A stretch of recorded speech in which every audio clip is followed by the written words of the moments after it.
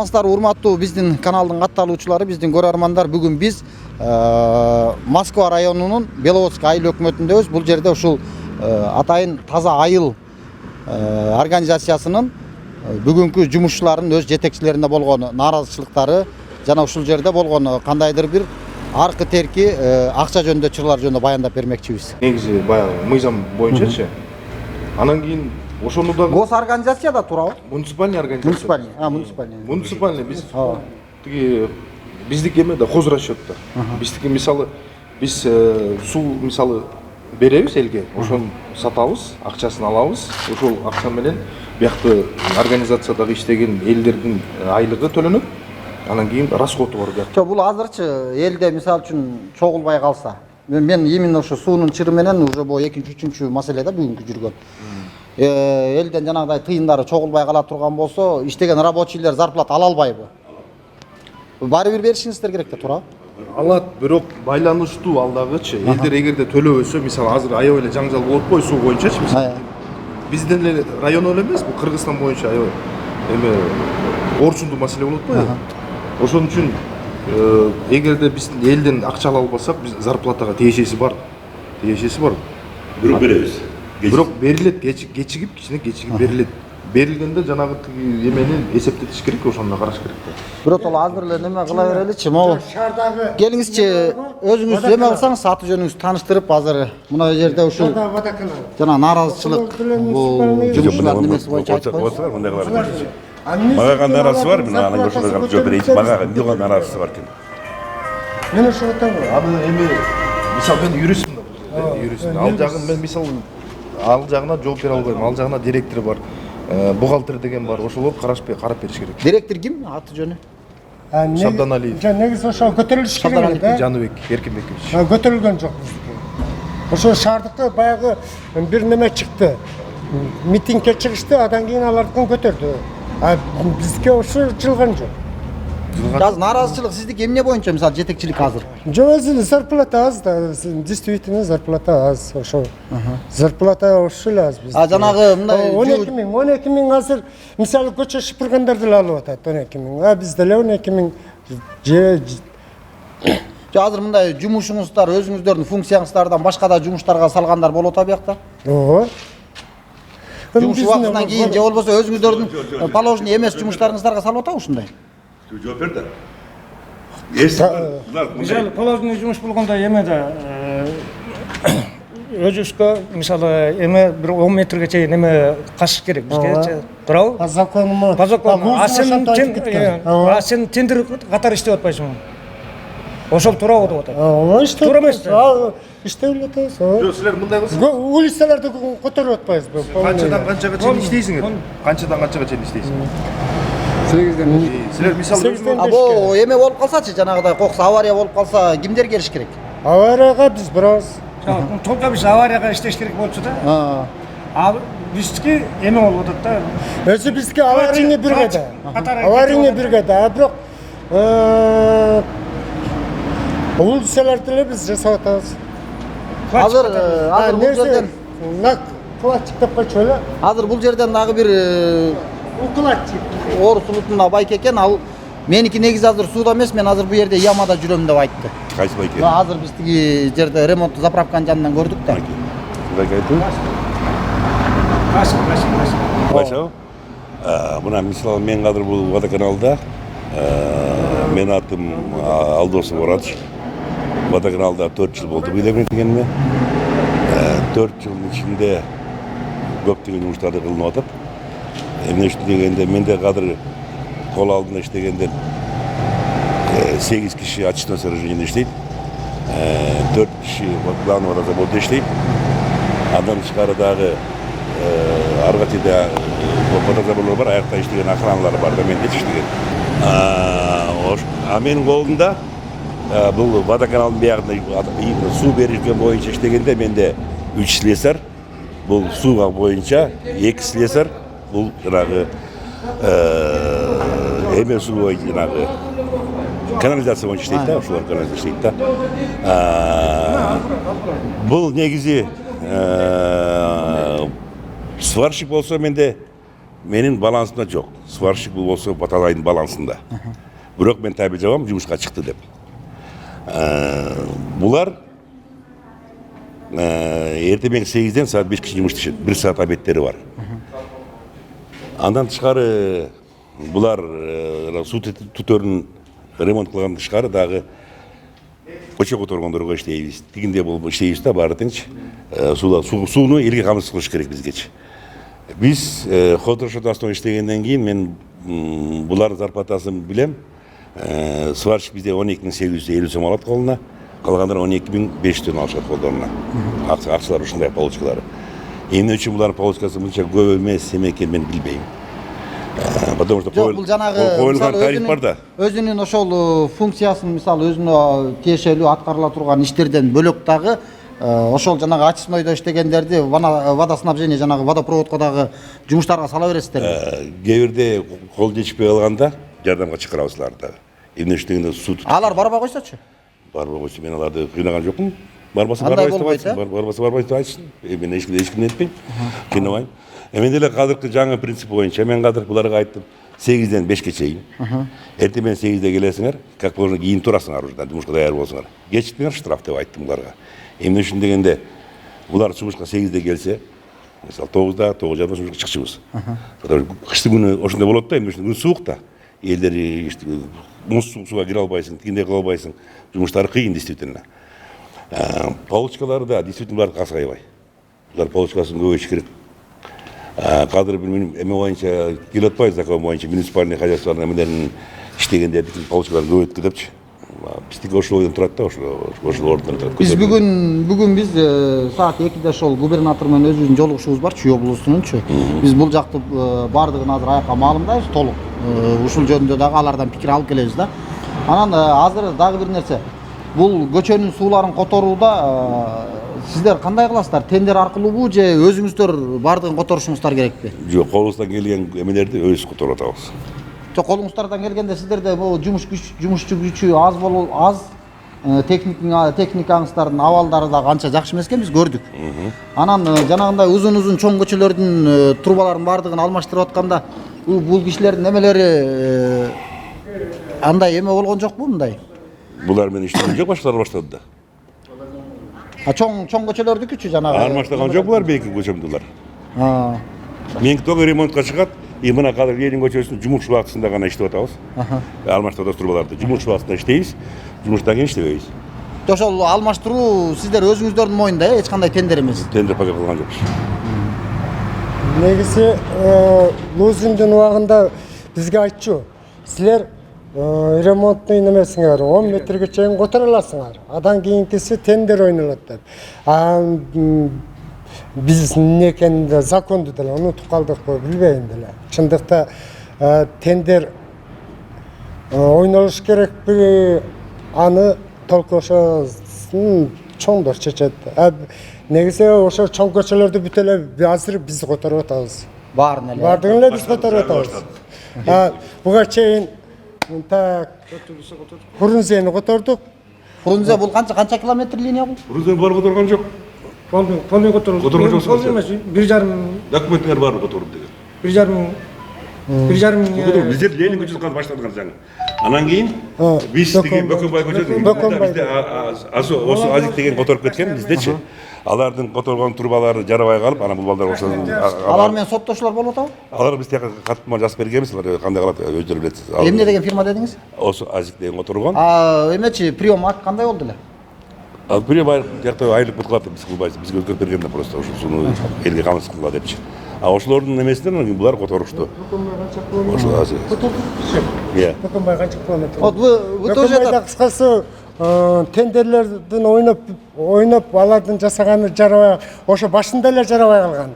Биз принимать этпегиле деп айтканбыз. Принимать этпегиле деп. Ошо алар буягын бүткүчө эле буягы жарылган. Ошону так быйыл биз полный кайта которуп чыктык да. Быйыл мурунку жасалгандарды эле кайра. Ошо тендердин ойногонун биз которуп чыктык. Канча жыл болду бuyakta иштегениңизге? Мага бир 15-тей болуп калды окшойт. Өзүм деле унутуп калдым. Бuyактан дагы эме мурун ошо бир жолу ошо Лузиндин убагында неме болуп, Лузин бизди защита кылып неметип койгон. Булар 10 метрден ашык неметпейт, которбойт деп, мурунда ошо которобуз деп которулбай калган болчу. Бир кыска эле көчө. Эми азыр болгону 3 слесарбыз. Ошонун да зарплатасы 3 слесардык 12 миң. Бул эмне билбейм. А башкалардыкы бүт көтөрүлдү. Шаардыкы көтөрүлдү. Баягы bir mitikке çıktı, götürüldü. Biz mitikке çıkmayız, oşanıkı bizdeki oşu götürülen жоқ. Geçerki dediler, Sadır Nurgoç nemetti, bardığın zarplatası 50% götürülüyor, mınanday deyip söyledi. Prezident. Prezidentin zakonu bir yerde zakon oynamaya bilmem. Bizdeki azır aytı otat, men Girişa degenden geçe okudum, sizlerdeki götürülmüyor. Толку ана чоңдордук гана көтөрүлөт, силер не ступалный беле. Ошондой бригадасыңар, силер рабочийлердики көтөрүлбөйт деп. Ошондо баягы столдо отургандар толку көтөрүлөт. Сиздики көтөрүлдү айлык? Мурда кандай алсаңыз ошо менен келет ата. Фото көтөрүлө элек азыр. Мы хозрасчетники. Сколько заработали, столько получили. Деньги нам платит сельсовет. Сельсовет платит. В этом, например, вот... То есть сельсовет, айлөкмөт собирает, да, деньги? Нет. Мы выполняем им работу, сметы. Вот сметы. Вот каждый день я пишу сметы, то, что мы сделали. То, что мы сделали. Вот эти сметы подписываются айлөкмөту, и они нам, согласно вот этих смет, выделяют деньги. Вот мы сегодня поработали, нам оплатили. Можно фамилию вашу? Да. Сауле Мамаджановна. Да. Мы поработали, нам оплатили. Нам принимают бюджет депутаты непосредственно. Они скажут, вот, 2 миллиона. Все, 2 миллиона мы вам дадим. Больше мы вам не дадим. Это тоже не от нас зависит. А воду нам платит население. А именно по уборке территории, там какие-то дополнительные работы по благоустройству, где-то там стихийную свалку убрать, где-то там парк подкрасить, скамейки отремонтировать, нам непосредственно оплачивают Беловодский сельский совет. Потому что мы работу выполняем. Мы хозрасчетники. Сколько выполнили, столько нам денег дали. Қазіргі закон бойынша қуғанға болбайды да. Есенді іштеген ақысы бар да. Закон бар да ушундайчы. По-любому өлтүрүп. Андай закон уже пенсионный возраст дегенде деле бул иштеп жүрдү да. Канча жыл иштеди? Мен қазір 60, 55-inde misal çıksa, andan çıkarda 30 yıl aşağı işini yürüttüm. Yakında olup koydu mu? Жок, эме кылды, берди, айтты отчетун. Биз деген эме кылабыз, эт подоходный ар жак бер жак кармайбыз, ал жанагы выходной эмелерге кошулганы бүтүн ошол жака кетип калат дейт. Берди, айтты. Мен кандай кошуп билбейм. Мен мисалы мындай өз эмем бар да, понятием бар да. Мисалы мага 20 миң начисление болсо, мисалы, ошонун 4 миң кармашты колума 16 миң беришет да, мисалы. 20% карап турчу. Булар ушундай да, мисалы 18 миң эме болсо, ошонун эмесин кармаса, жанагы 20% кармаса, 3 миң 600 кармашты керек этип, булардын 13 миң колуна беришет, ушундай болуш керек да негизи. Эмнеге мындай болот, билбейм. Это директордон эметип көрөлү. Ошон үчүн жанагы булар тааныштары болуп кетсин, туугандары болуп кетсин, силер өбүшүп атасыңар, мен көрүп калдым алыстанчы. Эми мындай да, жөн эле эме боло бергенде эмне, мына Фрунзе котордук, тиги которуп атпайбы? Анын баарын бияка жазып койгончу болот, бирок селене булар аны как шабаш катары иштешкен да. Чынын айтканда между нами болгондочу. Булар иштери келсеңер да. Өздөрүнө айткан жок, башкаларга жастырып коюп, булар булар ашып иштеген.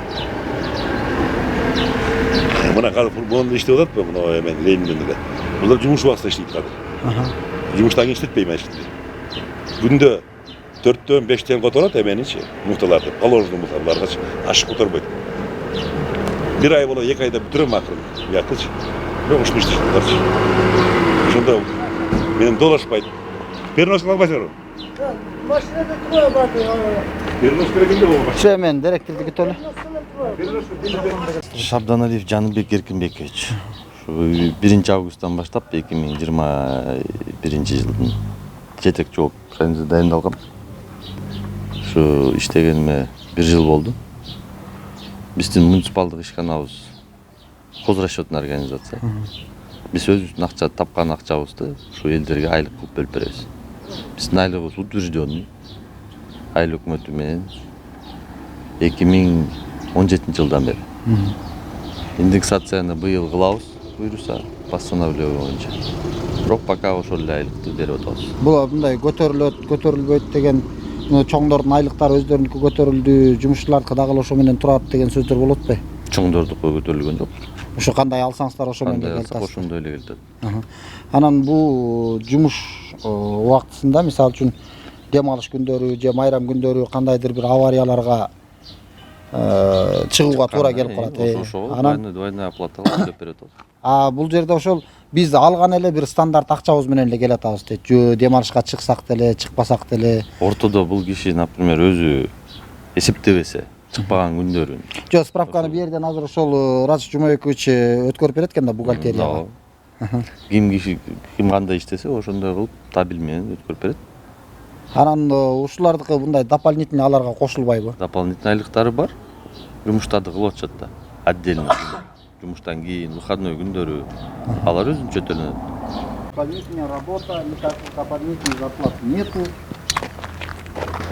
У нас мы зарегистрировали заявление, я председатель комитета профсоюзов, Григорий меня зовут. Мы зарегистрировали заявление о том, что зарплата не индексировалась у нас очень давно. А индексацию 5% нам как бы пообещали, некоторым добавили, но не всем. Но некоторым кто? Некоторым... Начальство, что ли? Нет, ни в коем случае нет. Работникам очистных сооружений там 5% добавили. И, насколько мне известно, водозабор. Ну, это не точно, а вот именно слесарям водоканала, по водопроводу, по канализации, ну, там не было добавлено, мы смотрели через бухгалтерию. Поэтому мы зарегистрировали заявление главе АИЛ Акмату, директору МП Тазаил и попросили, чтобы разобрались. Директор нам дал ответ, что могу, в принципе, продемонстрировать, показать. Показать вам заявление? Не надо. Ну, в общем, сказали, чтобы поднять заработную плату, сделать индексации, нужно поднять цену на воду. Отсюда тогда можно поднять и сделать индексацию, так как у нас напрямую зависит зарплата от денежных поступлений от населения, поэтому прежде всего поднять. А поднять цену на воду мы не можем, так как сейчас проблема с питьевой водой. Еще вопрос, вот у вас будет тендер?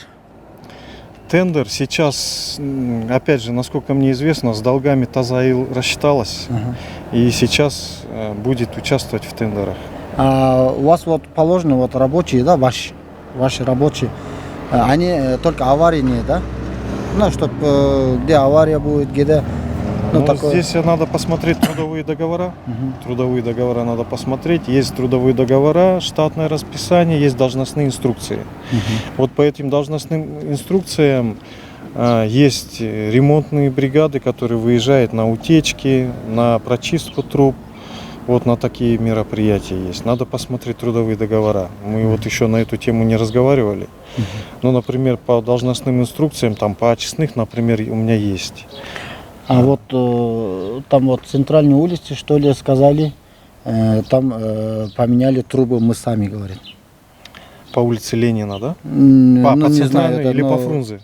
Ну, не знаю, какая-то длинная улица какая-то. А по Фрунзе это меняли прошлый или позапрошлый год было, да, меняли, да. Но там участвовали в тендере другие тоже организации, частные организации. Ну, опять ваши рабочие тоже там работали? Тоже, да, тоже. Но у них какая-то зарплата дополнительная была?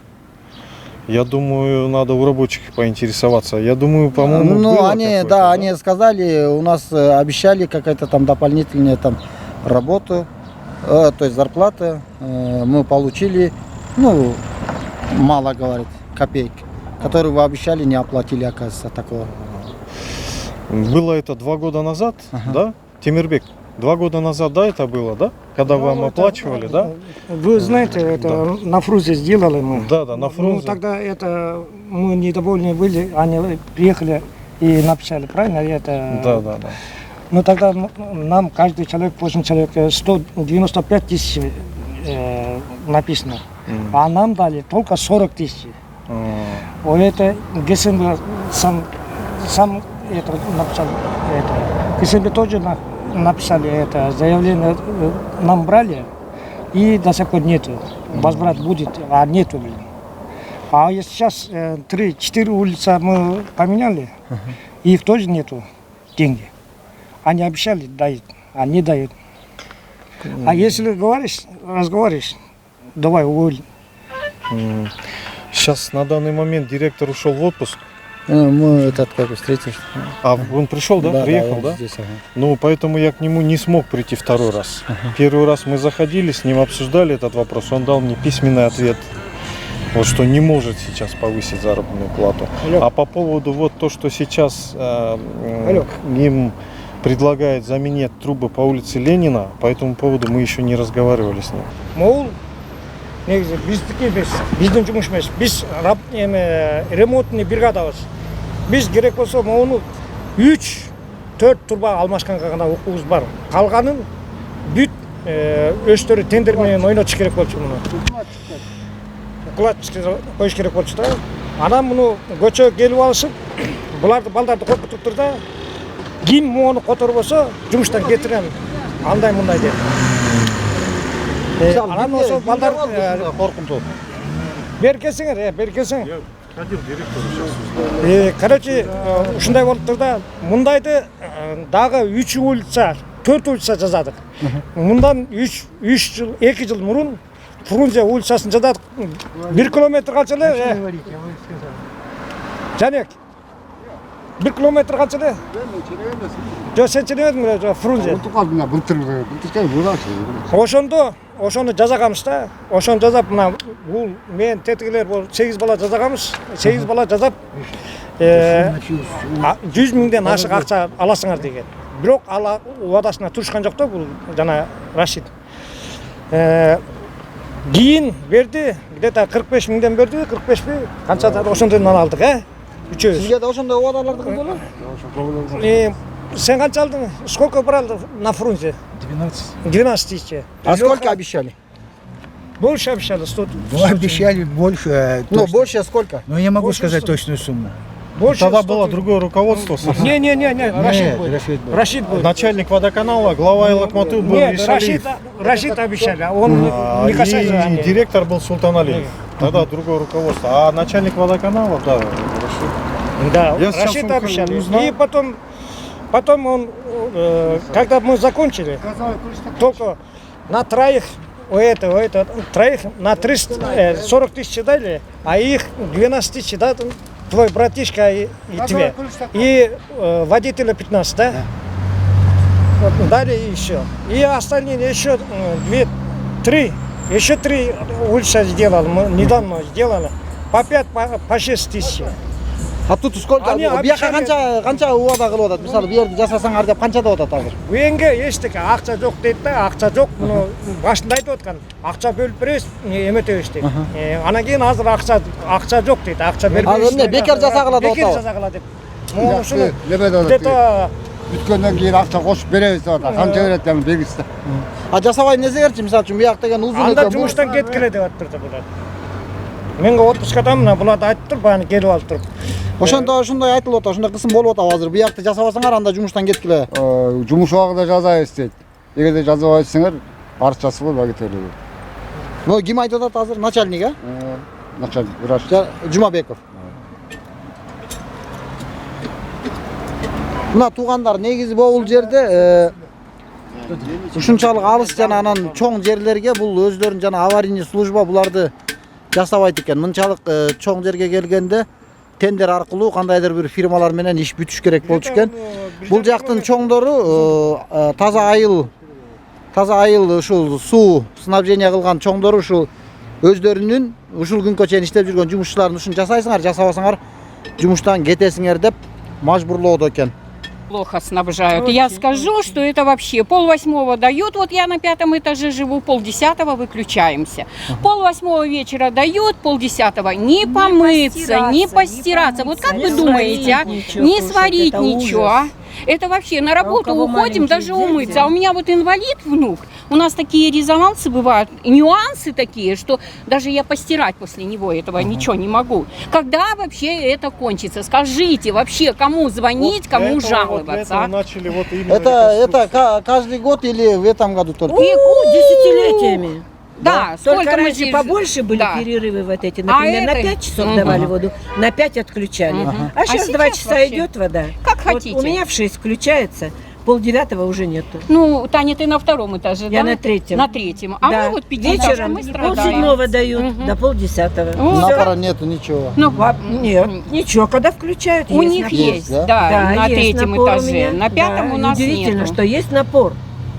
И как это, их куда? А теперь вообще, то раньше водозабор, шефу ихнему Рашиду звонил. Теперь как не звонишь, все отключено. Они действительно уже устали. Им никто не помогает. Вообще пусть сельский совет, госадминистрация хоть чуть-чуть свою жопу поднимут, я вот так вот прям не могу. Вот скажу прям крик души. И начнут помогать. Это что, в час по чайной ложке вот это уже месяц выкопано, это вот теперь и 2 это месяц будет, да, да? две недели. Пойдут, вы Это вот представляете, смотрите. что тут будет твориться? Дети в школу ходят, садик. Вчера надо. 5 Вот метров понимаешь, прокопали и что все, остановились. Никому ничего не Почему? надо. Пусть вообще госадминистрация кинуть хоть чуть-чуть. На прием к нему не попасть. Это такая важная шишка. 8:30 на работе еще нет. Секретарь говорит, не знаем, когда будет. Приходите в следующий раз. Колено, солено, это нас пройдет точно, тренинг, видимо, мало.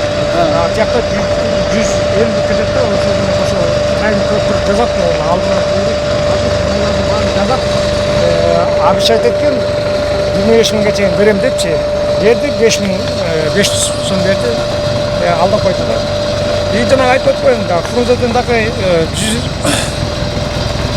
100 мыңден ашық берем деген ошондо 40 мыңдан берді дагы кетип калды калганын өздөрү алып чөтөгө кумур салды да а биз аны эмеге жазганбыз жанагы милицияга ТГУшниктер келип текшерип неметишкен алып беребиз ушунчадан акчаңар бар экен 195 миң канча деп.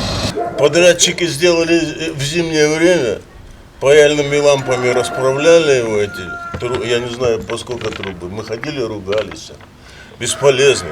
Было это, как ее, Сурдюкова здесь сказала, вот когда сделают, тогда и ходите. А когда сделали, мы 3 года ходили, пока сделали заново водопровод. Вот и все. Вроде бы Вот до этого, вот до последнего ремонта, как было? Ну, до последнего ремонта, вы представьте, 3 лет не было этому водопроводу. У нас записано, там еще вот Раиса живет, это в больнице. 70 или 80 поломок. Каждый на неделю 2-3 поломки. В ванной мы приглашали эту Сурдюкову посмотреть, сколько глины в этой было.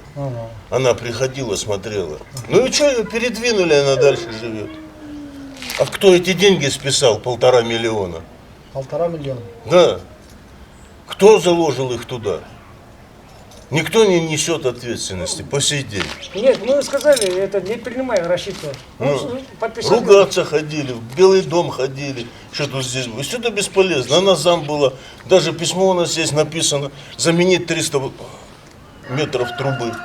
Я говорю, ну вы же написали. А ну вы просили, мы вам написали. Но она сейчас в Карабалтах живет, это работает. Незаменимый сотрудник. Это как ее фамилия? Сурдюкова. Сурдюкова? Да. Это кем был? Она была зам главы по вот этим вопросам ЖКХ. Да. Привозили ее сюда, сколько смотрели, бесполезно. А что вы хотите? Я администратор. Вот так она отвечает. Сейчас обратно перевели, она в том районе такой же накрутит администратор. Ну.